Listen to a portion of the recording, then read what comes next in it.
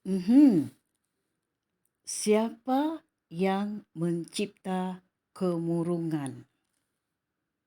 Kenapa anda mesti kegalauan? Ya. Ya, hai, apa kabar anda semua hari ini ya? Ya, mudah-mudahan anda semua dalam keadaan kemakmuran ya. Seluruh keluarga anda semua ya, sesiapa saja yang menonton video Bonda ini ya.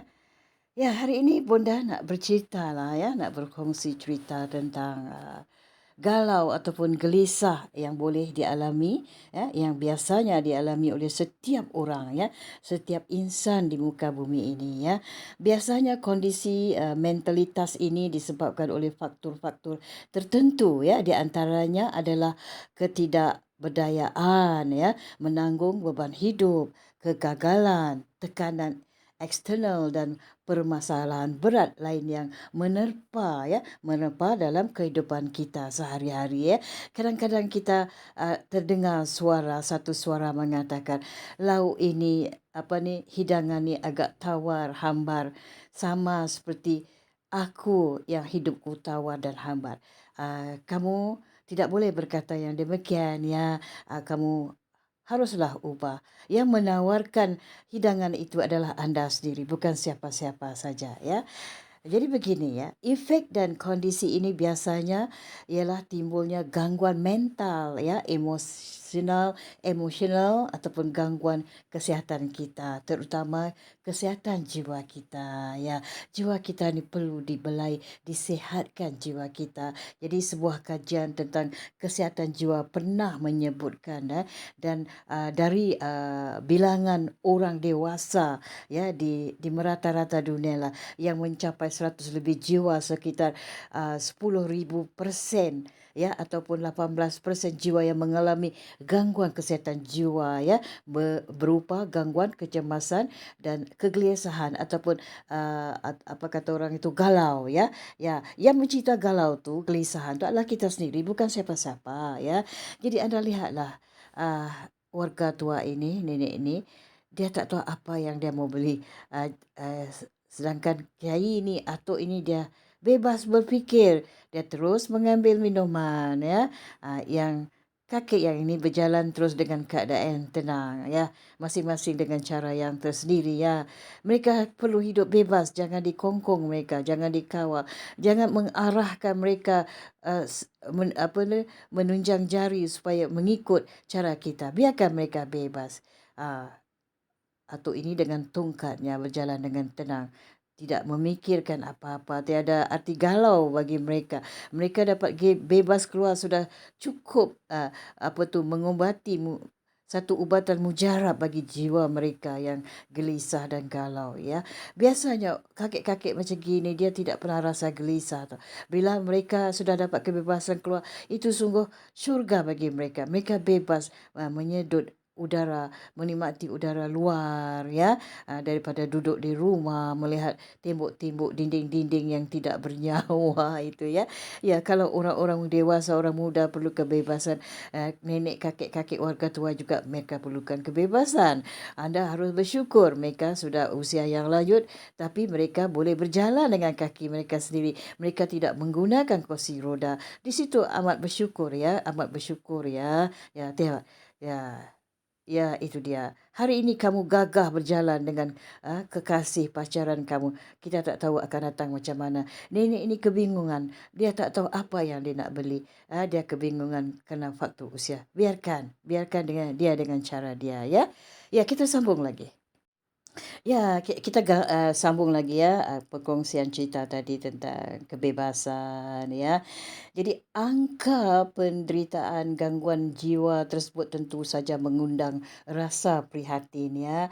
Oleh kerana itu saya Bunda tarik hatilah untuk mengemukakan kembali tentang kebenaran Al-Quran yang menyatakan bahawa ubat untuk menjadikan hati tenang dan tenteram serta terhindar dari rasa gelisah dan keluh kesah tidak lain adalah keimanan kita kepada Allah Subhanahu Wa Taala yang disertai dengan kebiasaan berzikir, ya.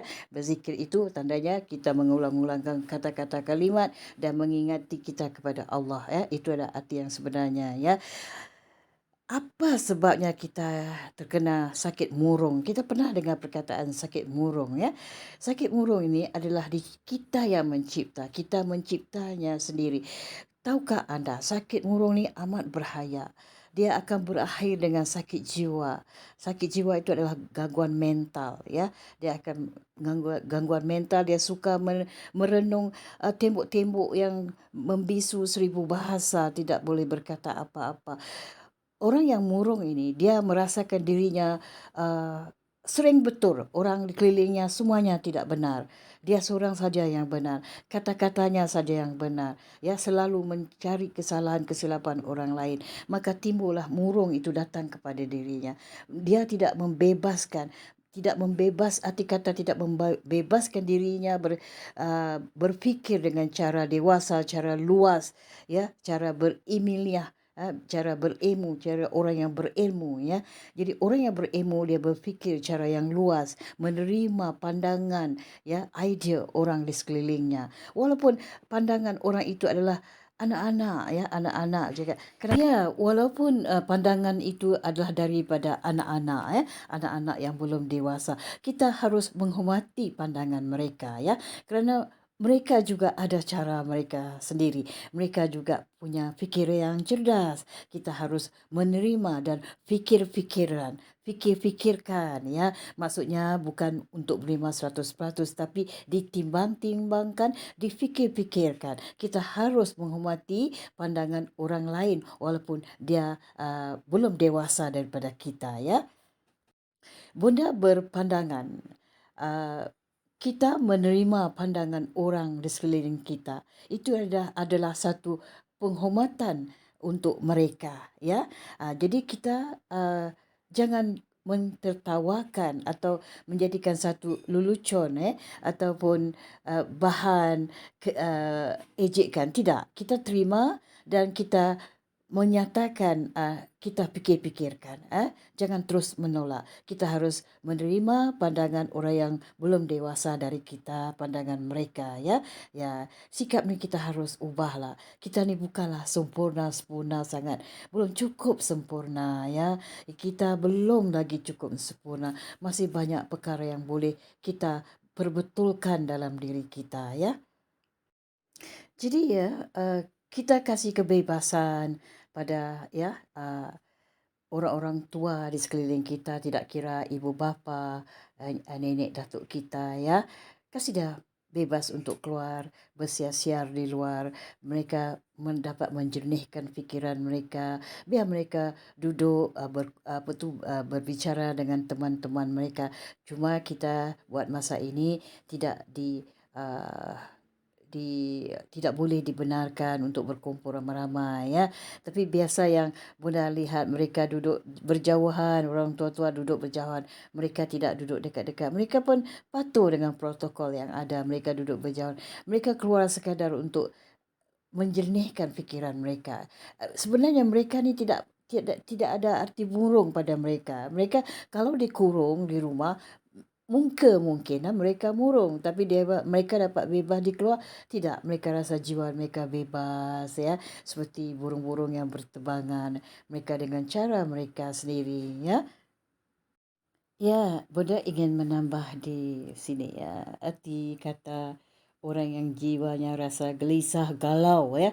Tanda-tandanya dia nanti peringkat petua dia, peringkat pertama dia gelisah dan galau. Peringkat kedua dia akan murung. Murung tu dia sentiasa bermenungan sendiri, ya, duduk dalam kamar bermenung dan menganggap dirinya amat sempurna, ya. Kita boleh berkurung dalam kamar sendiri tapi ada alasannya, ya. Mungkin kita perlukan ketenangan atau melakukan satu-satu tugas, ya, di dalam kamar kita, bukan sekadar bermenungan sepanjang hari, siang dan malam, ya. Kemudian peringkat yang ketiga itu mereka suka marah-marah dan menghempas barang dan memecah-mecah uh, perabot dalam rumahnya. Yang peringkat yang seterusnya suka memukul orang, pasangan hidupnya dia suka memukul, ya, ikut sesuka hatinya. Kadang-kadang boleh menyebabkan mereka menggunakan senjata yang berbahaya untuk mencederakan pasangannya itu. Itulah Ya, salah Bunda satu. ingin menambahkan lagi, itulah salah satunya orang yang mengidap sakit murung ya, sakit galau, murung, jiwanya gelisah, gelisah senantiasa ya, tidak pernah tentram ya, senyum pun enggak mau ya. Kalau kita berlebihan bercanda dengan mereka, mereka akan membangkitkan kemarahan bagi mereka ya. Kita berhati-hati pada mereka ini. Tapi mereka sendiri yang salah ya, mereka yang mencipta. Bukan siapa-siapa yang mencipta murung untuk diri seseorang itu. Mereka yang mencipta dirinya sendiri sebagai manusia yang murung sepanjang waktu, sepanjang masa ya. Ya, kita gini ya, kita sebagai insan, kita ni manusia yang belum sempurna, kita Bunda ingin menambahkan lagi ya, kita perlu berfikiran luas ya. Uh, Tidak semestinya orang berfikir luas itu yang punya diploma, berijazah ya, berpendidikan tinggi, tidak ya. Tapi kalau ada lagi bagus, itu satu tunjang juga ya. Kita perlu bergaul dengan siapa saja, perlu banyak membaca buku, perlu menerima pandangan orang lain ya. Ya, setakat inilah dulu ya berkongsian Bunda tentang siapa yang mencipta kemurungan, ya. Ya, kita janganlah gelisah, galau ya. Jangan dibiarkan ya. Terima kasih banyak-banyak atas sokongan Anda.